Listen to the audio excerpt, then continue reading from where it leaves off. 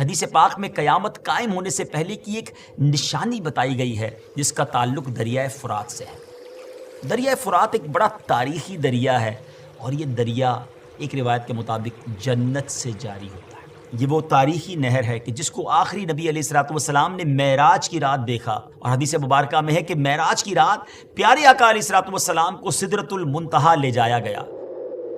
وہاں 4 نہریں تھیں، 2 ظاہر اور 2 پوشیدہ۔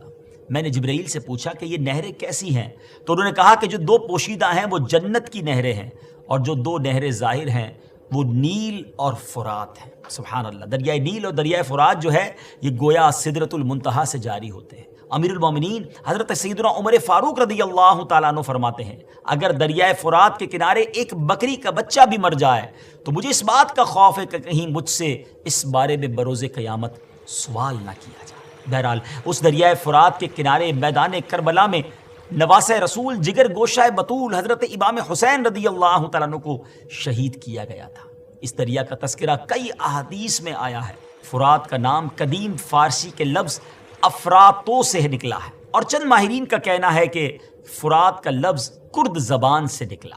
نبی پاک علیہ الصلوۃ والسلام نے فرمایا کہ قیامت قائم نہ ہوگی حتیٰ کہ فرات سونے کے پہاڑ سے کھل جائے گا، اس پر لوگ آپس میں جنگ کریں گے، یعنی فرات کا پانی خشک ہو جائے گا اور اس کی تہہ میں سونا چاندی کا خزانہ ظاہر ہو جائے گا، اور اس سونے کو حاصل کرنے کے لیے، اس کا مالک بننے کے لیے سلطنتیں جنگ کریں گی، عوام لڑیں گے۔ یعنی سیدھے الفاظ میں کہا جائے تو وہ سونا کیا ہوگا؟ جنگ و جدال کی جڑ اور ہلاکت کا سبب ہوگا۔ اس لڑائی کے نتیجے میں پیارے آقا علیہ الصلوۃ والسلام نے فرمایا ہر 100 میں سے 99 آدمی، جی ہاں 99 لوگ قتل ہو جائیں گے۔ اٹ مینز 99% لوگ جو اس لڑائی میں ہوں گے وہ مارے جائیں گے۔ ہر شخص یہی کہے گا کہ شاید میں ہی وہ ہوں جو نجات پا جائے۔ اس لڑائی جھگڑے سے بچنے کا طریقہ نبی پاک علیہ الصلوۃ والسلام نے ہمیں یہ بتایا کہ قریب ہے کہ فرات سونے کے خزانے سے کھل جائے تو جو وہاں حاضر ہو وہ اس میں سے کچھ نہ لے، یعنی اس سونے چاندی سے دور بھاگے، وہاں ٹھہرے بھی نہیں، کیونکہ اس پر بڑی لڑائی اور عام قتل و غارت گری ہوگی۔ نیز اس خزانے کے لینے سے عذاب الہی نازل ہوگا، بلائیں آئیں گی، یہ مال، یہ سونا، یہ چاندی خزانہ قارونی کی طرح منحوس ہوگا اور اس سے نفع لینا درست نہ ہوگا۔ حدیث پاک میں آتا ہے کہ رسول اللہ صلی اللہ تعالیٰ علیہ وسلم نے فرمایا اس کی قسم جس کے قبضے میں میری جان ہے کہ دنیا ختم نہ ہوگی حتیٰ کہ ایک آدمی قبر پر گزرے گا تو وہ وہاں لوٹے گا اور کہے گا کہ ہائے کاش اس قبر والے کی جگہ میں ہوتا۔ یعنی اس وقت دنیا میں فتنے اور آفتیں، بلائیں اس قدر ہوں گی کہ لوگ زندگی پر موت کو ترجیح دیں گے اور قبر کو دیکھ کر تمنا کریں گے کہ اس قبر میں ہم دفن ہو چکے ہوتے۔ یعنی دریائے فرات یہ کوئی عام دریا نہیں ہے ناظرین، بلکہ دریائے فرات جنتی دریا ہے اور قرب قیامت میں سے دنیا سے اٹھا لیا جائے۔ ہم بس اللہ تبارک و تعالیٰ کی پناہ مانگتے ہیں کہ اللہ پاک ان فتنوں سے ہمیں بچائے، دین اسلام پر استقامت عطا فرمائے، اور جب موت کا وقت آ جائے تو رب کریم ہمیں ایمان پر ہی موت عطا فرمائے۔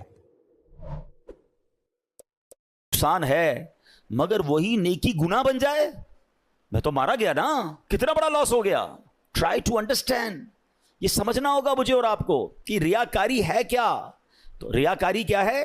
حدیث پاک میں آتا ہے نبی پاک علیہ الصلوۃ والسلام نے فرمایا مجھے تم پر سب سے زیادہ شرک اصغر، چھوٹا شرک، وہ کیا ہے؟ ریا، یعنی دکھاوے کا ڈر ہے۔ اللہ تعالیٰ قیامت کے دن کچھ لوگوں کو ان کے اعمال کی جزا کے وقت فرمائے گا ان لوگوں کے پاس جاؤ جن کے لیے تم دنیا میں دکھاوا کرتے تھے اور دیکھو کیا تم ان سے کیا جزا پاتے ہو۔ یعنی اللہ فرمائے گا میرے پاس تمہارے لیے کوئی جزا نہیں، ان سے جزا لو جن کے لیے نیکیاں کی تھیں۔ اب کیا ہو رہا ہے؟ نماز پڑھی سب کو بتانا ہے، روزے رکھے سب کو بتانا ہے، قرآن پڑھا سب کو بتانا ہے، حج پہ گئے سب کو بتانا ہے۔ وہ نیکیاں جو نارملی انسان اکیلے میں کرتا ہے مگر وہ بھی بتانی ہے۔ وہ پہلے سنتے تھے نا نیکی کر دریا میں ڈال، اب نیکی کر فیس بک پہ ڈال، نیکی کر سوشل میڈیا پہ ڈال۔ ابھی پچھلے دنوں سیلاب آیا تھا تو کووڈ کے معاملات آئے تھے، کئی لوگ ماشاءاللہ صدقہ خیرات دینے گئے، اچھی بات ہے، یہ بڑی نیکی ہے۔ مگر آپ نے تماشے بھی دیکھے ہوں گے کہ ایک ایک آٹے کے بورے پر 5 بندے کھڑے ہو کر اس غریب کے ساتھ سیلفی کھنچوا رہے ہیں۔ اب بتاؤ نا اس غریب کی غربت کا اور کتنا مذاق اڑانا ہے۔ قرآن کہہ رہا ہے اے ایمان والو احسان جتا کر، تکلیف پہنچا کر صدقے ضائع نہ کرنا۔